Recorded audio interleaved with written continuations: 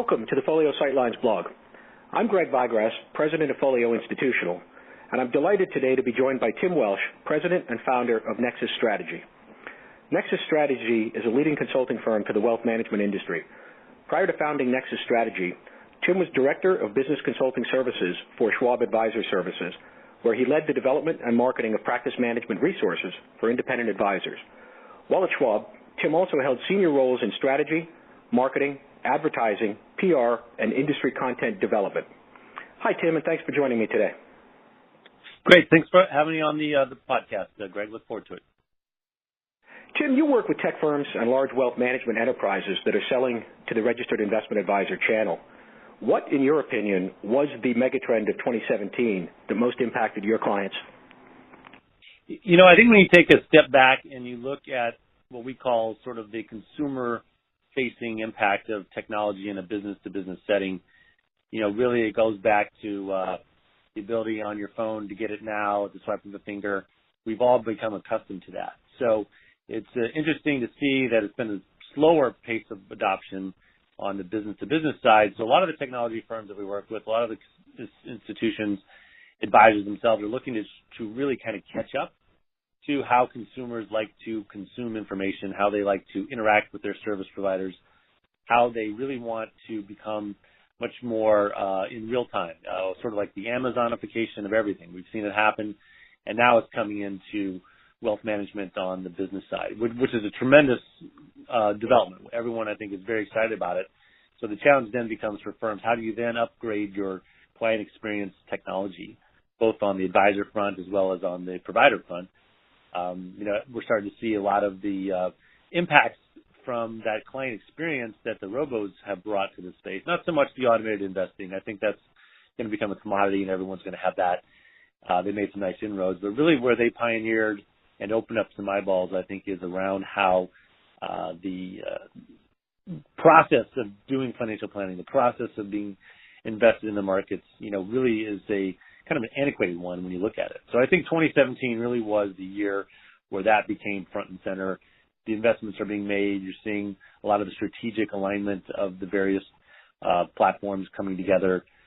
Everyone's trying to build the full tech stack, if you will. So it's been an interesting, very busy time. But I think that if you had to point to one, I think that's really where the year kind of came out on. Tim, I couldn't agree more. And let me ask a follow-up question on that.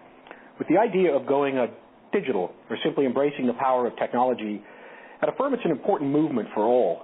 Can firms be both a technology leader and a fiduciary at the same time? Or I guess put another way, how does technology help firms have a fiduciary relationship with their investors?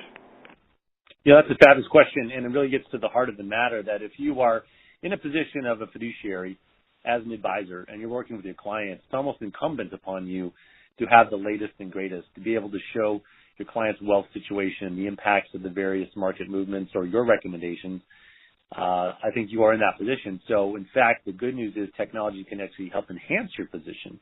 And on the independent side, as we've seen, we almost have sort of an advantage because it's difficult for the large legacy institutions, the Wall Street firms, to be able to pivot and transition to deploy these massive client-facing, client experience technologies over 18,000 advisors, for example. That takes a lot. But if you're a nimble RIA firm, you've got 20 people in your shop, you've got 500 million, whatever the number is, even 50 million, 2 people, you're able to move very quickly to bring the latest and greatest right to your clients. So I think that fiduciary advantage actually will be driven by the availability of more quality technology, more workflow efficiencies.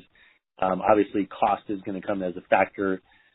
Fees are going to be pressurized down because of transparency that's being driven by the fiduciary movement. So advisors are going to be able to need to react, and I think that technology can actually be an enabler here, particularly on the operational efficiency side. We definitely know advisors are typically unautomated in many of their processes, so here's a great chance to be able to do that through a fiduciary lens to be able to get up and running very quickly. So I think that is a terrific point. Obviously, we still don't know what's happening with the DOL rule. It may or may not even come to fruition, but the good news is the bright light has been shined on a lot of these opaque products and services, and now the opportunity for advisors to further differentiate themselves, hold themselves out as fiduciaries, with a technology stack that can actually help deliver that, I think that's really going to be a very powerful competitive advantage in the near future. It's definitely an exciting time. How are tech companies, particularly those trying to reach advisors, trying to embed artificial intelligence and big data in the technology they're selling? And what do you think that tells us about the future of the RIA firm? It's sort of interesting. There's more artificial intelligence in these AI platforms today for advisors, I think, than actual AI. The key to artificial intelligence is data. You need to have tons and tons of data to make it work.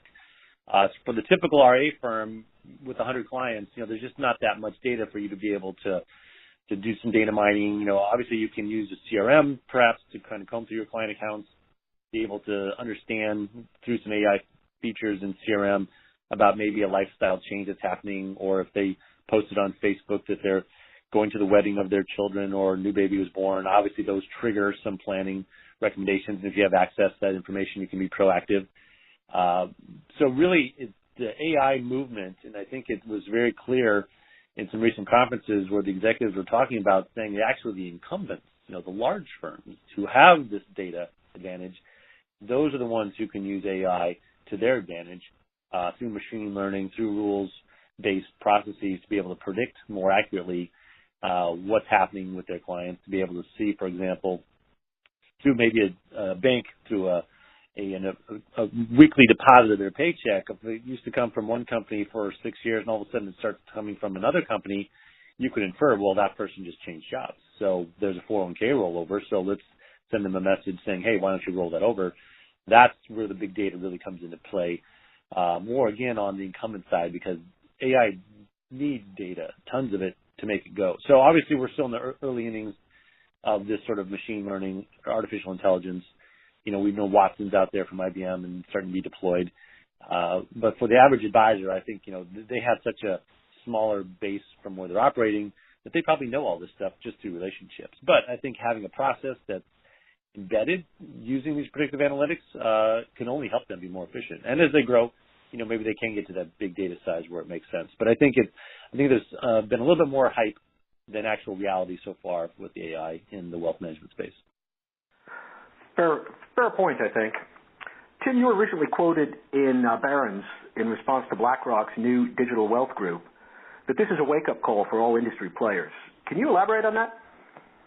Yeah, without a doubt. I mean, I think the paradigm that we're seeing here being played out in real time is now you have these large mega asset managers who traditionally have distributed their products and services through the advisor channel because they know that's a fundamental way to get their products in the hands of end investors. They can go direct, but that's expensive. But the advisor channel is very leveraged, and the industry's kind of grown up on that. So now, for the first time, you see a firm like BlackRock, which has trillions and trillions of AUM, very popular ETF products, and they also have some horsepower on the technology side where they're now going to be deploying their tech to advisors as well. So now their products will go through the tech pipe versus directly from the advisors. So I think that is a real shift. We're starting to see the rise of all these model marketplaces. And again, it's almost sort of the unbundling of the TAMP, if you will, where the distribution, marketing, the strategies, the products are being unbundled and used through the technology pipes. There's a number of players who've launched these over the last several months, and that, I think, is the explosion being driven. Again, the asset managers are now looking at technology as their distribution advantage. And how that works with advisors, I think we all need to keep an eye on that because, if they become so powerful and so large, again, just think of the Amazon model where they can totally, transform an industry because they have that scale, that scope. They've got the end product. They've got a delivery, distribution advantage. Costs are going to come down because of their scale, and they're all using technology to do it. So that, I think, was what I was getting at with that reporter in that article, because it really just seemed to be a first time and eye-opener where, again, you're seeing the big asset managers take more control over distribution than they have in the past. Yeah, clearly big initiatives like BlackRock's puts pressure on asset managers, custodians, and technology platforms to have a much bigger footprint with advisors and continue to create what you might call sticky relationships What additional opportunities and challenges do you see this creating for advisors? Well, the fabulous news is that this is a relationship business. The independent advisor has excelled at doing that. They've got tremendous relationships. They know so much about their clients that no matter what comes and goes, the latest tech, or it's Bitcoin today, or it's Ethereum tomorrow, or whatever it's going to be, the end client's going to rely on their advisor. And I think that's sort of their advantage. So those sticky relationships are driven by that relationship.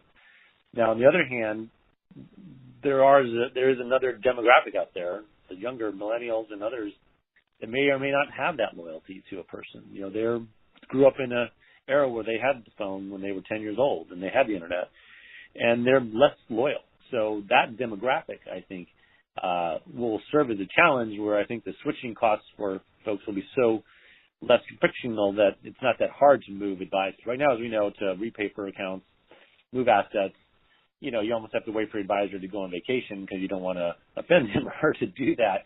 So those relationships are sticky. But in the future, that I think will be the challenge for advisors. How do you build that relationship with that next generation of your clients' children who is set to, as we all know, inherit all that wealth? And we know the stats that say 80, 90% of inheritors fire their parents' advisor as soon as they get the money. Or there's another great stat I read about that the amount of time it takes for somebody who inherits money to go out and buy a car is like less than 7 days. So the assets are not invested, they're spent.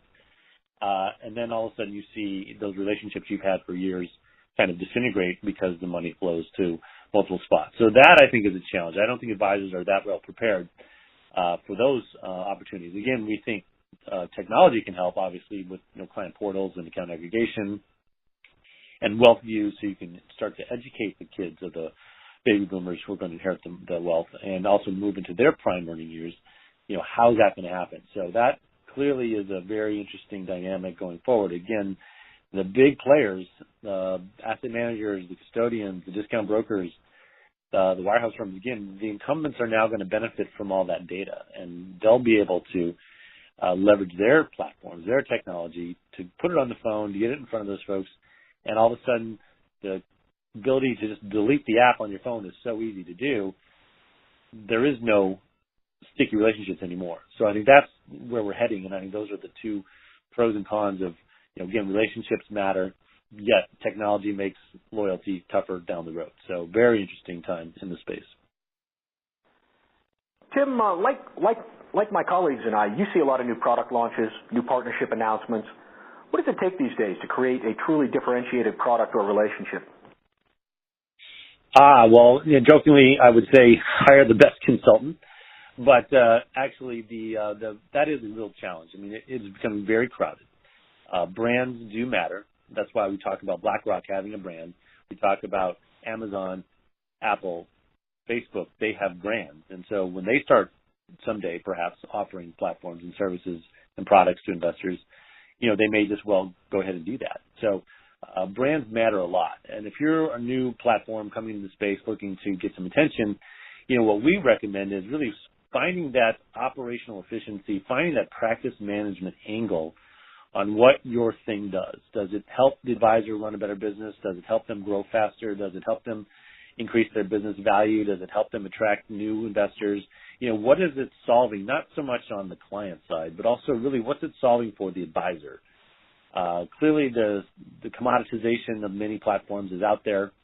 I don't know how many portfolio accounting systems you need or how many CRMs are available.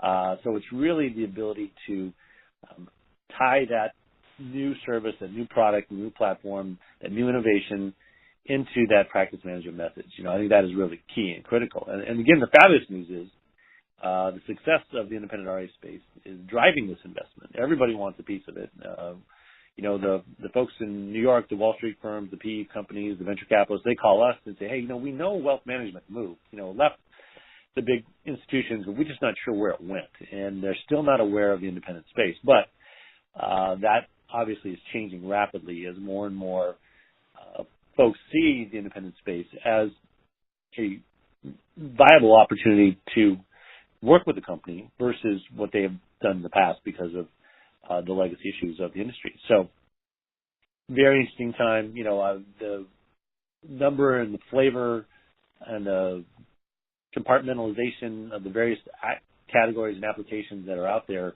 expands, it really does become a challenge for firms to get that message out there. So, we like to look at it, again, from that practice manager message, and then also leverage the channels you have available to you. And by channels, I mean communication opportunities. You don't just have to blast out emails. I mean, there's lots of other thought leadership ways to create content, to get attention from the PR, the press, get articles written, really showcase what you're doing, be thoughtful about it, be patient, and the results are quite remarkable for how firms can gain a footprint and then rapidly grow once they are fully embedded in the technology ecosystem.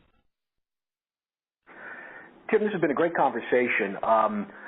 Let me close by asking you maybe to look into your crystal ball. And what do you see as the biggest challenges and opportunities for enterprises in 2018? Without a doubt, I think it's the idea that the whole margin compression, we kind of talk about it, we hint about it, we're not seeing it yet, but because there are so many viable opportunities out there that offer low-cost basis points or even free. We just look at the trading wars that have gone on. The world of the 100 basis points is not going to last forever. So the question then for advisors is, how are you going to manage in a world of maybe 60 basis points or 50? Schwab's Robo is free, so you can sort of see where this is all going. How do you do that? Again, that goes right back to your relationships that you have, your ability to talk to people from a behavioral finance approach. Those are all the key considerations. So looking forward, I always sort of handicap it by who's doing that. Who's using technology to create more relationships, make them more sticky, more deeper, offer more services, remove the operational efficiencies and barriers to doing business, such as just opening an account. I think we saw the robo-advisors do that very, very well, opening an account online, very simple, very easy versus their experience at a normal, if you will, a legacy institution, which can take, weeks or months to do. So those are the sort of categories we look at to see, all right, who's going to win, who's going to lose, and do you have the ability to change? So I think it's going to be more of the same, more great innovation, more investment in the independent space. And ultimately, we will, just came from a conference and someone said there will be $1 trillion RIA one day. And I think that's right. The scale is going to matter, and getting there is going to be, exponentially faster and easier as people harness all these issues. So tremendous opportunities for everyone. I definitely see the rising tide.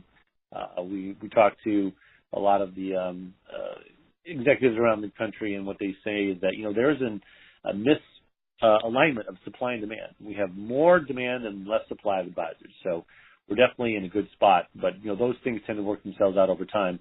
And I think that's what's going to be key for the future, is to find your spot in those evolutions. I think that's a great way to close this. Tim, I'd like to thank you for taking some time to speak with me today. Oh, my pleasure. Thanks for having me. If you'd like to receive more insightful tips about growing your business, sign up for Folio Institutional's blog at info.folioinstitutional.com/blog. Neither Folio Institutional, its parent, Folio FN Incorporated, or any sister companies have a contractual relationship with Nexus Strategy. Folio has not compensated Tim Welsh or Nexus Strategy in any way for this interview.